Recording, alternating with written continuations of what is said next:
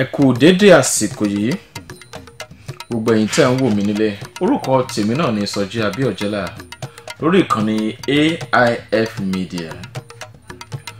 Mo fẹ́ kí a ní òye òwe yìí, òwe tó ṣọ̀wọ́n tí ọ̀pọ̀lọpọ̀ kì í pa nílẹ̀ Yorùbá ni, ṣùgbọ́n òwe tó wúlò tí a sì lè fi kẹ́kọ̀ọ́ ni. Òwe náà sọ wípé ẹni tí òyìnbó bá fẹ́ràn òun lòyìnbó tì mọ́lé. Ó lè ṣàjòjì sí àwọn èwe òde òní torí pé wọ́n lè má gbọ́, ṣùgbọ́n òwe yìí wáyé ní etí omi ní ìlú Èkó Àrómísà lẹ́gbẹ̀lẹ́gbẹ̀ nígbà tí wọ́n ṣẹ̀ṣẹ̀ bẹ̀rẹ̀ wípé òyìnbó wọ̀lú òyìnbó ọ̀wọ̀lú.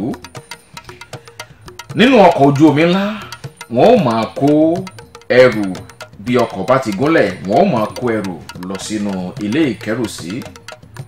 Ẹ mọ̀ pé onírúurú nìwà èèyàn, àwọn kan ń fìmẹ́lẹ́ ṣe é, àwọn kan sì ń ṣe é tọkàntọkàn. Ẹnikẹ́ni tó bá ṣe é tọkàntọkàn tó di pé ó jára mọ́ṣẹ́, òyìnbó tí ń wù hàn látọ̀ọ̀kan ó kàn lè náwó kó pe ẹni pé wáńbì ó lè ké mọ́. Nígbà ó bá sì ké mọ́, ẹ rò pé ó kórìíra ẹni yóò sì lọ fi síbì kan. Ọgbọ́n tó yìnbó ń dá ni pé ó ti ṣiṣẹ́ jọ ẹgbẹ́ ẹ lọ, mo fẹ́ kó o sinmi.